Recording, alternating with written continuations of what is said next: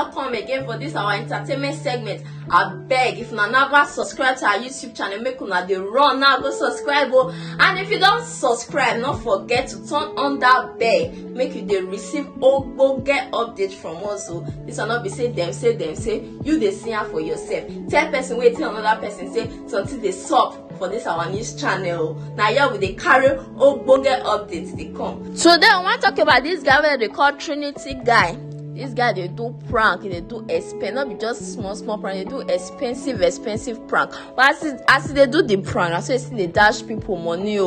But I can't get this prank where you do last now, where it be like say they shoot am. And they shoot am for the prank, he can't fall, he can't be like say he die. People can't they run, like if people hear the gunshot, they'll come say the boy fall, they'll come they run. This prank was so expensive, as in the boy to go far for this prank. Now PRO where they call Moyewa Adejobi don't come and say anybody wey know this boy and anybody wey they involved with the planning of this video where they with am, say make them come out where they find the boy, come say they want arrest the boy. Say which kind of prank be that? Say it's a criminal offense for him to do that kind of prank. The police PRO now don't put am for social media now, say that they find the guy where they for arrest him. My people, where I go play on the video, make una see the prank where the boy do, where he make this policeman, this PRO, and so they find this boy. When I watch this video, please, I will pay your money. Please, no, I will pay it. Don't do anything for me. Please, don't do anything for me. I will pay your money. I swear to God. Please, don't do that to me. I beg. I will pay your money. I beg. I will pay your money. I swear. I will, yeah, please, Joe, please. I will pay your money. Jesus.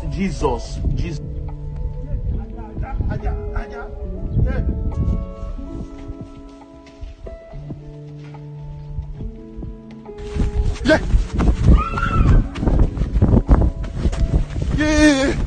Hey. Mommy, I just want to. Mommy, I just. On fait pas mine. On fait je peux. Mommy. I want to get some me. You are do what? You are do what? I want to say. Yeah. I want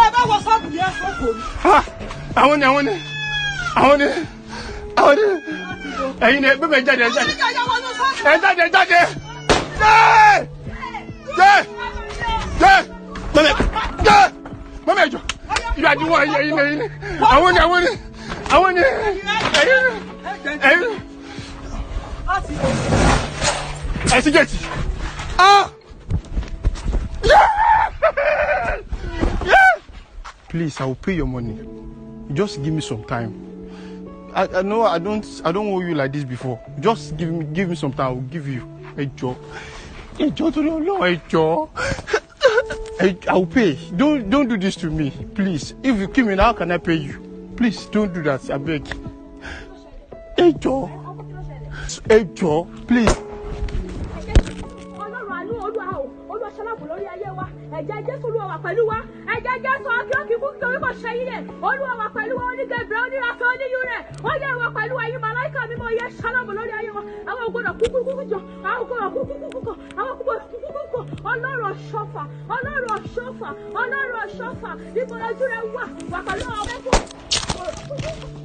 My people, hope una don't watch the video. Wahala chuchu be like Nollywood movie. I bet una don't forget to like and share this video. I can also drop una comment. I would like to know una opinion concerning this matter. My people, una do. Fire when the strong, it's you. That's it, friend.